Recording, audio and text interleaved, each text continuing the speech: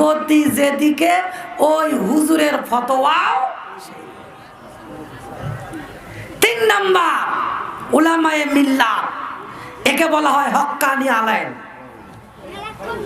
শেষ করতেছি ভাই, এই 2 মিনিট। হক্কানি আলেম এরা কারো দিকে লক্ষ্য করে না, কে সরকার, কে প্রেসিডেন্ট, কে খুশি হবে, কে বেজার হবে, এটা তার লক্ষ্য নাই। তার লক্ষ্য উদ্দেশ্য হলো আমার আল্লাহ কিসে খুশি, আমার আল্লাহ কিসে রাজি, এইটা সে লক্ষ্য করবে।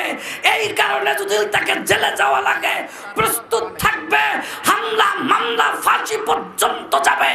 এরপরও বাতিলের কাছে ওই হক্কানি আলেম মাথা নত করবে না। কথা বলেন ঠিক কিনা? অফার দিয়েছিল, অফার কি চান দেওয়া হবে, শুধুমাত্র আপনি ক্ষমা চান। এরপরেও হক্কানি আলেম আল্লাহ ছাড়া কারো কাছে মাথা নত করে। এই কারণে ইমাম তাইমিয়া বললেন হক্কানি আলেমকে তোমরা 3 জায়গায় খোঁজো।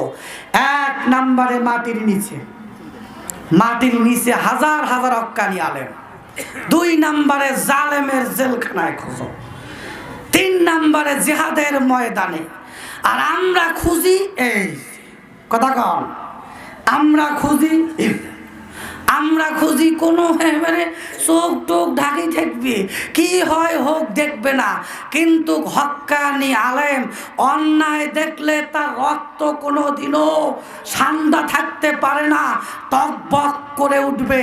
এই জন্যে হক্কানি আলেম যতজন ছিল, ইমাম আবু হানিফা তিনি জেলখানায় মৃত্যুবরণ করেছেন, ইমাম শাফি জেলখানায় মৃত্যুবরণ করেছেন, ইমাম আহমদ বিন হালদান জেলখানায় মৃত্যুবরণ করেছেন।